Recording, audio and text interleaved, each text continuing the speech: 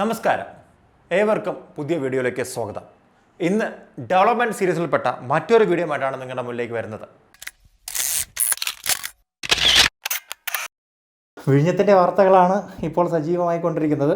അപ്പോൾ വിഴിഞ്ഞത്തിൻ്റെ വാർത്തകളുടെ ചൂട് പിടിച്ചുകൊണ്ട് നമ്മളും ഇനി വിഴിഞ്ഞത്തിൻ്റെ വാർത്തകൾ അടിക്കടി കൊണ്ടുവരുന്നതായിരിക്കും. വിഴിഞ്ഞം പോർട്ട് അവിടെ ഏകദേശമായി എന്ന് പറഞ്ഞ് വിഴിഞ്ഞത്തിൻ്റെ വാർത്തകൾ തീരുന്നില്ല.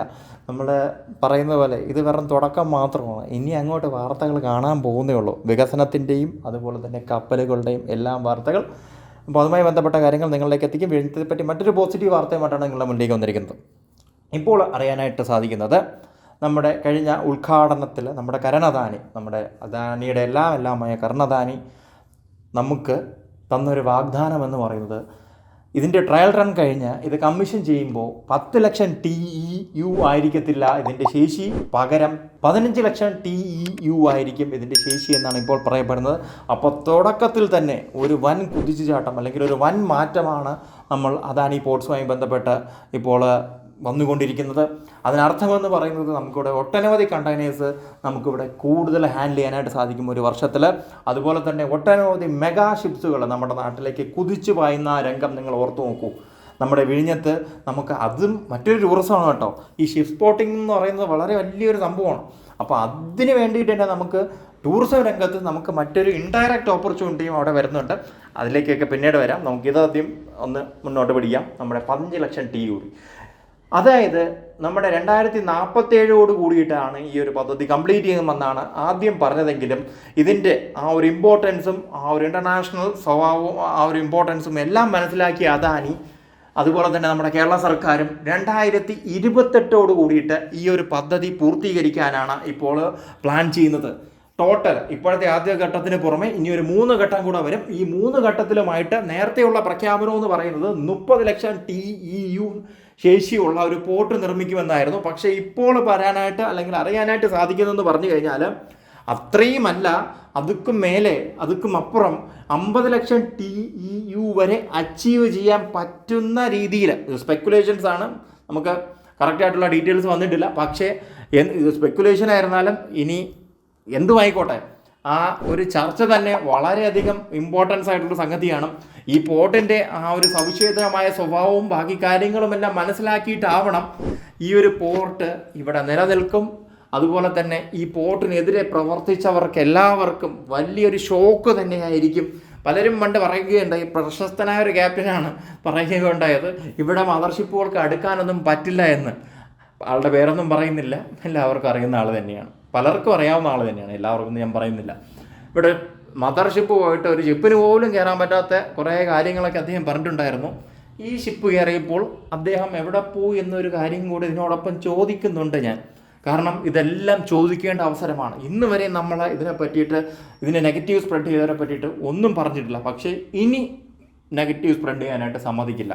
അതിനോടൊപ്പം തന്നെ നമ്മുടെ ട്രിവാൻഡ്രം ബ്രാൻഡിങ്, നമ്മുടെ വിഴിഞ്ഞവുമായി ബന്ധപ്പെട്ട് ട്രിവാൻഡ്രം ബ്രാൻഡിങ് വന്നിട്ടില്ല. അതെന്തുകൊണ്ടാണെന്ന് അറിയത്തില്ല. മറ്റ് പല പ്രമുഖ സിറ്റികളെ വെച്ച് നോക്കുമ്പോൾ എല്ലാവരും അവരുടെ പ്രധാനപ്പെട്ട സംഗതികളുടെല്ലാം ആ സിറ്റിയുടെ പേരിനോട് ചേർന്നിട്ടാണ്. നേരത്തെ ഇരുന്ന ബഹുമാനപ്പെട്ട മിനിസ്റ്ററിൻ്റെ ഒരു ദയാദാക്ഷിണ്യം കൊണ്ട് നമുക്ക് വിഴിഞ്ഞം ഇൻ്റർനാഷണൽ പോർട്ട് തിരുവനന്തപുരം എന്ന് പറയുന്ന പേര് കൂട്ടിച്ചേർക്കപ്പെട്ടു. പക്ഷേ ഇതുമായി ബന്ധപ്പെട്ട കോഡ് വരുമ്പോൾ നമുക്ക് വരുന്നത് INNOU എന്തുകൊണ്ടാണ്. ആൾറെഡി അവിടെ TRV എന്ന് പറയുന്ന ട്രിവാൻഡ്രത്തിൻ്റെ പേര് കേട്ട, അല്ലെങ്കിൽ TVM എന്ന് പറയുന്നത് TRV അവൈലബിൾ ആയിരുന്നു എന്നാണ് എനിക്ക് തോന്നുന്നത്. ആ ഒരു ബ്രാൻഡിൽ കൊണ്ടുവന്നാൽ പോരെ. നമ്മൾ എപ്പോഴും നമ്മുടെ നാടിനെയാണ് ഫോക്കസ് ചെയ്ത് പറയുന്നത്. നമുക്കെപ്പോഴും റോട്ടർഡാം പോർട്ട് വലിയൊരു നഗരമാണ്. ആ റോട്ടർഡാം പോർട്ട് എന്നാണ് പറയുന്നത്. സിംഗപ്പൂർ പോർട്ട് എന്നാണ് സിംഗപ്പൂർ അവർ പറയുന്നത്, അല്ലാതെ അവിടുത്തെ ലോക്കൽ നെയിമിലുള്ളൊരു പേരല്ല എന്ന് പറയുന്നത്. വിഴിഞ്ഞ ലോക്കൽ എന്നല്ല ഞാൻ ഉദ്ദേശിച്ച ആ രീതിക്കല്ല. നമ്മുടെ ഒരു തിരുവനന്തപുരം ഡിസ്ട്രിക്റ്റ്, തിരുവനന്തപുരം നഗരം, ആ നഗരത്തിന് അധിഷ്ഠിതമായിട്ടുള്ള ഒരു പോർട്ട്. അപ്പം നമ്മുടെ പുറത്തേക്കുള്ള ആ ഒരു സംഗതി പോകുമ്പോൾ നമ്മുടെ ആ ഒരു പേര് വന്നു കഴിഞ്ഞാൽ, ട്രിവാൻഡ്രം അല്ലെങ്കിൽ തിരുവനന്തപുരം എന്ന് പറഞ്ഞ പേര് വന്നു കഴിഞ്ഞാൽ നമ്മുടെ നാടിനും വളരെയധികം പ്രയോജനപ്പെടും. കാരണം ഒരു കുറച്ച് സ്ഥലത്തെ ഒരു പേരാവില്ല, തിരുവനന്തപുരത്ത് ഇനി എന്തൊക്കെയുണ്ട് എന്ന് പെട്ടെന്ന് നോക്കുമ്പോൾ ഒത്തിരി സംഭവങ്ങൾ അല്ലെങ്കിൽ ഒത്തിരി ഡെവലപ്മെൻറ്റ് സാധ്യതകൾ. തിരുവനന്തപുരം എന്ന് പറയുന്ന വലിയൊരു നഗരമായിട്ട് മാറും. അത് തിരുവനന്തപുരത്തിൻ്റെ മറ്റു പ്രദേശങ്ങളെയും വളരെയധികം നല്ല രീതിയിൽ ബാധിക്കും എന്ന് പറഞ്ഞാൽ പോസിറ്റീവ് സെൻസിലാണ്. അവർക്ക് വളരെയധികം ഉപകാരപ്പെടുന്ന കാര്യങ്ങൾ അവിടേക്ക് വരും. ആ ഒരു രീതിയിലൊക്കെ വേണം നമ്മൾ ചിന്തിച്ച് കാര്യങ്ങൾ മുന്നോട്ട് പോകാനായിട്ട്. ഇനിയും സമയം അതിക്രമിച്ചിട്ടില്ല. നമ്മളിപ്പോൾ പരിശ്രമിച്ചു കഴിഞ്ഞാൽ കുറേ നാളത്തെ പരിശ്രമം കൊണ്ട് നമുക്കിതെല്ലാം തിരിച്ചു പിടിക്കാവുന്നേ ഉള്ളൂ. തിരുവനന്തപുരം എന്ന ബ്രാൻഡ് അല്ലെങ്കിൽ ട്രിവാൻഡ്രം എന്ന് പറയുന്ന ബ്രാൻഡ് ഇനി വരിക തന്നെ വേണം എന്നാണ് ഞങ്ങളെല്ലാവരും പറയുന്നത്. വിഴിഞ്ഞത്തിനോടൊപ്പം തന്നെ തിരുവനന്തപുരം എന്ന് പറയുന്ന ആ മഹത്തായ നഗരം ലോകത്തിൻ്റെ നെറുകയിൽ എത്താനായിട്ടാണ് നമ്മളെല്ലാവരും പരിശ്രമിച്ചു കൊണ്ടിരിക്കുന്നത്. ഇനി അടുത്ത് നമുക്ക് നമ്മുടെ പോർട്ടിലേക്ക് വരാം. ഇപ്പോൾ 800 മീറ്റർ ബർത്താണുള്ളത്. നമ്മുടെ പുലിമുട്ടിൻ്റെ ആകെ നീളം എന്ന് പറയുന്നത് ഏകദേശം 3 കിലോമീറ്ററാണ്, 2.9 എക്സാക്ട്ലി ആയിട്ട് പറഞ്ഞു കഴിഞ്ഞാൽ. ഇപ്പോൾ അടുത്ത ഘട്ടത്തിൽ ഇത് 4 കിലോമീറ്ററായിട്ട് വരുമെന്നാണ് ഇപ്പോൾ അറിയാനായിട്ട് സാധിക്കുന്നത്. അതുപോലെ തന്നെ ഈ കപ്പലിൻ്റെ ബെർത്ത് 800 മീറ്ററിൽ നിന്ന് 2 കിലോമീറ്ററായിട്ടും ഉയരും എന്നാണ് ഇപ്പോൾ പറയപ്പെടുന്നത്.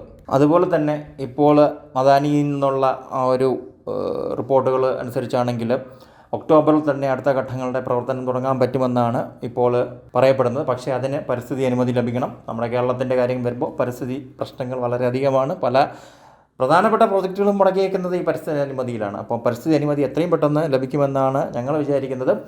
അതുപോലെ തന്നെ ഇപ്പോൾ മറ്റൊരു കാര്യമെന്ന് പറയുന്നത്, ഇവിടെ ഏകദേശം 2000-ഓളം പേർക്ക് ഇപ്പോൾ നമുക്ക് ജോലി സാധ്യതകൾ വന്നിട്ടുണ്ട്. ഇനി കുറച്ചുകൂടെ മുന്നോട്ട് പോകുമ്പോൾ അത് 5500 ഉയരുമെന്നാണ് ഇപ്പോൾ അദാനി ഗ്രൂപ്പ് പറയുന്നത്. അപ്പോൾ വളരെ ഒരു മികച്ച ലോക നിലവാരത്തിലുള്ളൊരു പോർട്ടായിട്ട് ഇത് എത്രയും പെട്ടെന്ന് തന്നെ ഉയരട്ടെ. അന്ന് ലോകം നമ്മുടെ ഈ തിരുവനന്തപുരത്തിനെയും ഈ പോർട്ടിനെയും ഭാരതത്തെയും വാഴ്ത്തിപ്പാടുന്നൊരു ദിവസം നിങ്ങളെല്ലാവരും നമ്മുടെ ഈ ചാനലിനെ ഓർക്കുക. നമ്മൾ ഇത്രയും പരിശ്രമിച്ചിട്ടുണ്ട്. ഏകദേശം 50-ൽ പരം വീഡിയോകളാണ് കഴിഞ്ഞ 3-4 വർഷമായിട്ട് നമ്മൾ വിഴിഞ്ഞം ഫോക്കസ് ചെയ്ത്. 50-ൽ പരമെന്ന് 50-ൽ കൂടുതൽ കാണും കേട്ടോ. ചിലപ്പോൾ 10-70-75 വരുമെന്നാണ് എൻ്റെ പ്രതീക്ഷ. അപ്പോൾ അത്രത്തോളം വീഡിയോസ് നമ്മൾ ഇതുമായി ബന്ധപ്പെട്ട് ചെയ്തിട്ടുണ്ട്.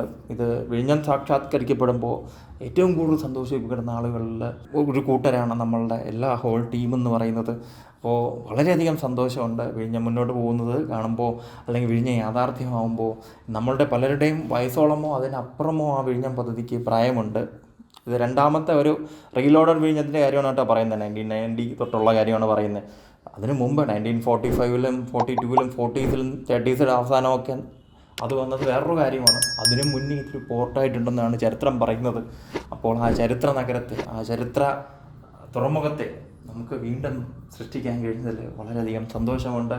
നമ്മളെല്ലാവരും ഒരുമിച്ച് മുന്നോട്ട് പോവുക. അത് നാട്ടുകാരായിരുന്നാലും ബ്യൂറോക്രാറ്റ്സ് ആയിരുന്നാലും പൊളിറ്റീഷ്യൻസ് ആയിരുന്നാലും അല്ലെങ്കിൽ കോർപ്പറേറ്റ്സ് ആയിരുന്നാലും, എന്നാലേ നമുക്ക് വികസനം സാധ്യമാവുകയുള്ളൂ. വികസന പ്രവർത്തനങ്ങൾ ഇനിയും ഇവിടെ കൊണ്ടുവരാനുള്ള വികസന കൊതുപ്പുമടത്തി കേരളം ഉയരത്തിലേക്ക് പോകാനായിട്ട്, അല്ലെങ്കിൽ ഉയരങ്ങൾ കീഴടക്കാൻ കേരളത്തിന് സാധിക്കുകയുള്ളൂ, ഇന്ത്യക്ക് സാധിക്കുകയുള്ളൂ. മറ്റൊരു വീഡിയോയിൽ മറ്റൊരു വിഷയമായി വരുന്നവരെ ഞാൻ ഷിബു സാലിഹ, എന്നോടൊപ്പം ഭരണസ്രാജ് നിർത്തുന്നു. നന്ദി, നമസ്കാരം. Keep watching cress Kerala.